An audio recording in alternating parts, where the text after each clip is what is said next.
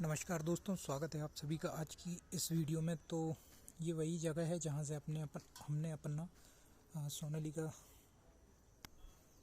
सिकंदर ख़रीदा था। तो ये देखिए आप, यहाँ पे सोलिस भी है और एक और सिकंदर है और आइशर भी है एक। ये देखिए 740 सोनालिका भी खड़ा है और यहाँ पे महिंद्रा 585 भी है।